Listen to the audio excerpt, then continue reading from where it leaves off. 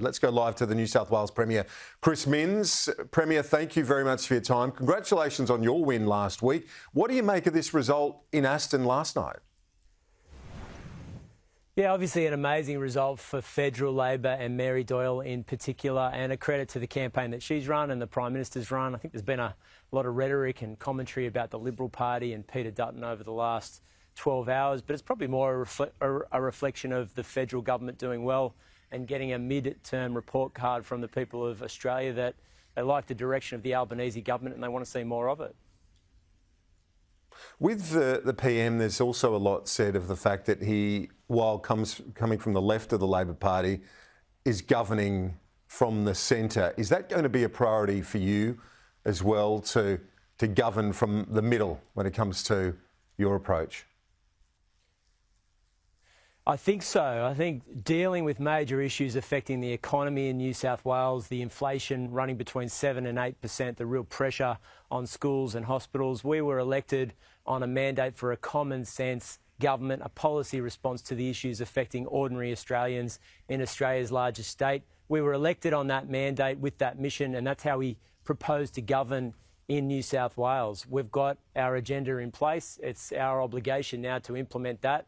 But I'm not going to stray far from the edicts that we were elected on last Saturday, and that is to reduce the cost of living for families across New South Wales and to turn around the results in our schools and hospitals. We've got a lot to get through this morning. Let's start with the GST, because you said you want a fairer carve-up of the goods and services tax. Does it make it more difficult for you, though, as a Labor Premier, having Labor right across the board on the mainland? How do you get someone to relent when it comes to this GST pie? Well, I just made this point, Kieran, that New South Wales last year got $1.7 billion in no worse off payments effectively from the Commonwealth Government as a result of that deal that has been carved out with Western Australia. That is due to expire in 2026, 2027. At least the very minimum that we would lose out under those arrangements is $800 million a year. We don't have the pockets for that, and I don't think New South Wales taxpayers should be adversely affected as a result of that national agreement. So my obligation as the Premier of New South Wales is to fight for taxpayers right here, and I will do that regardless of who's in power at the Commonwealth level. We cannot have a situation with $200 billion worth of debt, real pressure on our schools and our hospitals, and an obligation from taxpayers in this state to turn it around, to see that kind of money taken out of the New South Wales budget. Those no worse off provisions will be subject to a Productivity Commission inquiry, and I appreciate that, but we're going to be fighting to make sure that the taxpayers in this state are no worse off. You might need some compromise, though, from one of your Labor colleagues. Well, at the end of the day, those provisions are in place. I've seen commentary from the Victorian Premier, Dan Andrews, making similar points. And regardless of an agreement that's been struck several years ago by the former Prime Minister, Scott Morrison, we cannot have a situation where Australia's largest state is left further behind as a result of this GST carve-up. Now, the no worse off provision is in place at the moment. It's meant that $1.7 billion extra in funding effectively came to New South Wales, and we need to make sure that taxpayers in this state receive their fair share of funding. We're a net exporter of funds to the Commonwealth in New South Wales, and we need to make sure that we can obviously meet the obligations of the people in this state. Mark Latham, the One Nation leader, he has not, far from apologising, he's doubled down on those comments that he's been widely condemned for. How will your government seek to work with the One Nation leader?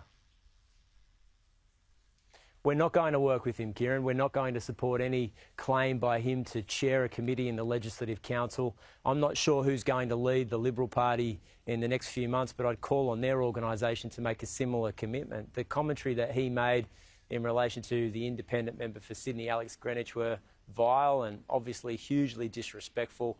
I think he's trying to, Mark Latham that is trying to import a US-style, Trump-style approach to politics in New South Wales, but without anywhere near the political success. In fact, One Nation's likely to go backwards as a result of the election result on Saturday. So we're going to make sure that there's an unambiguous and unanimous approach from the opposition against this kind of commentary. And I think the less platforming we give to Mark Latham, the better for the people of New South Wales. And having spoken to Alex Greenwich, he has a similar view. So just to reiterate, you'll have nothing to do with the One Nation leader as Premier? That's right. We're not going to work with One Nation.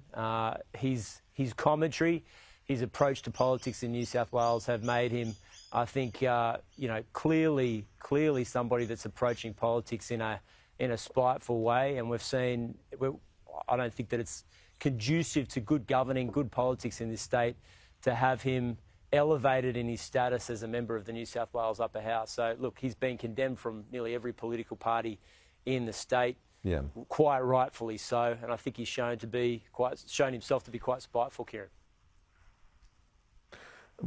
Our viewers can see there that the Prime Minister now sitting down with Mary Doyle, and it is.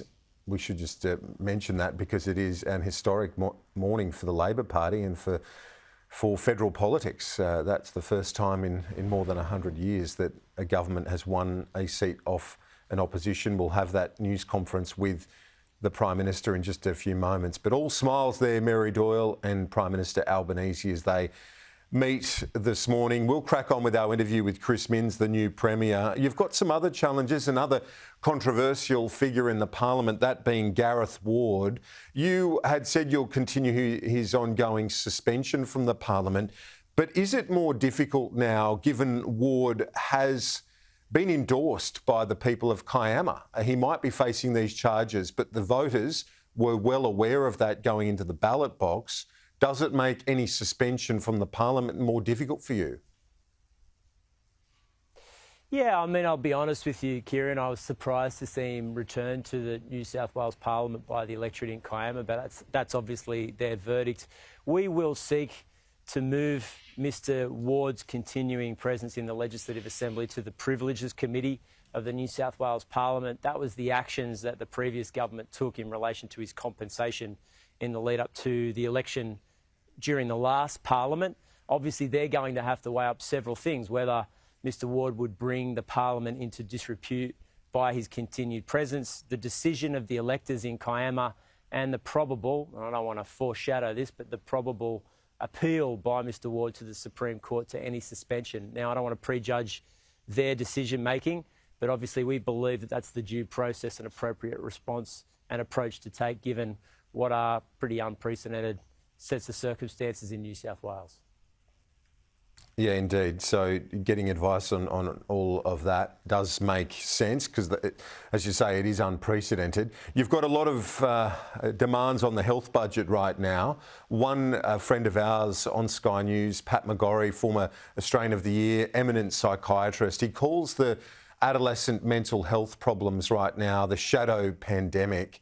It really is a crisis, Premier. Is this on your radar?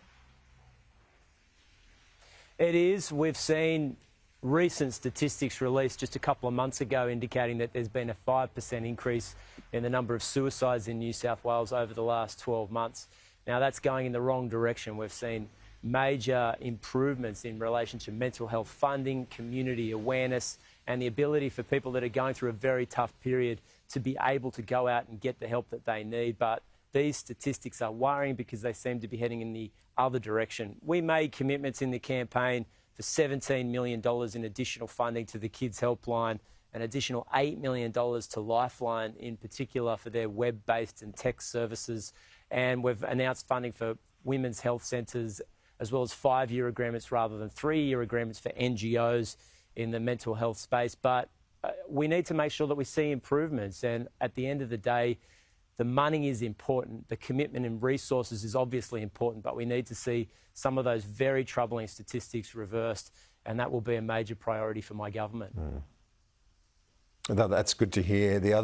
Another issue that's been raised by a number of public health advocates to me in recent times has been this issue of vaping. It's illegal under New South Wales law to sell nicotine-based vaping or e-cigarette products, but unfortunately across a number of convenience stores and cigarette to tobacco shops, these products are being sold. Premier, will you crack down on this and will you seek to discuss it with your colleagues at the level of National Cabinet? Because, again, it's another looming health crisis that we should have dealt with long ago.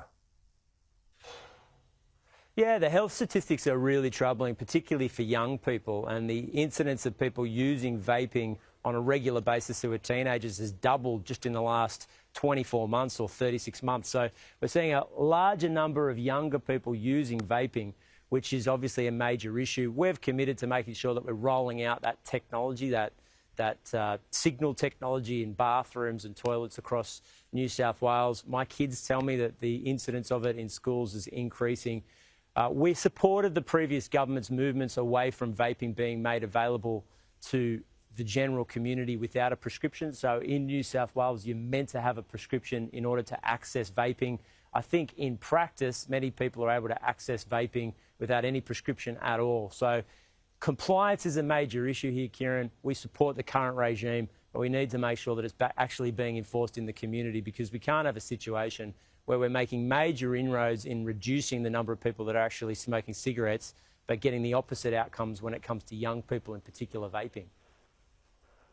Daniel Andrews has just returned from China. He copped a bit of flack for not taking media with him, but separate to that, this is about trying to rebuild those flows of students from China to Australia.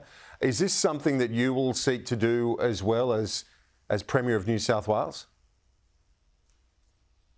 No, overseas trips and obviously delegations are not a major priority for the New South Wales government. We were elected on very domestic economic issues, the rising cost of living for families, reversing the results in our emergency departments and our schools, and that's got to be the priority of myself and the senior leadership team in New South Wales. We know that, particularly when it comes to international students, education is the second biggest export for New South Wales, and we want to see more international students on the ground in New South Wales, but I believe I can do that on ground here in this state, and we'll be making those representations. But there's big challenges in New South Wales, Kieran. We've got to hit the ground running. I believe that's what we're doing, but that's got to be our priority as well. And if we just conclude with one of those big domestic commitments that you made, it was the one that I think got the most coverage during the campaign, the commitment to lift the cap on increases for public sector wages. Now that you've got your feet under the desk and you've looked at the balance sheet, can all of this be still delivered on, given you're talking about a debt of up around $200 billion within a couple of years? Yes, that fundamental commitment to be able to sit down and talk with essential workers in New South Wales, teachers, police officers, paramedics, nurses, is something we're committed to doing. We've had initial conversations with worker representatives, senior union officials in New South Wales, and we're confident of a way through. I don't think that those negotiations will be easy, but the alternative, not doing anything, would see 6,500 nurses leave in the next 12 months. That's what's left in the last 12 months. We need to make sure that we can fill vacancies for New South Wales schools as well. It's an urgent priority. That human capital, when it comes to essential services in New South Wales, is a massive priority for the state, because if we don't get that right, you will not see improvements for schools and hospitals. And I believe that's a major reason why we were elected last week. Premier Chris Minns, thanks once again. Congratulations, and thanks for joining us 1 week on from your electoral triumph. We appreciate it. Thanks so much, Kieran.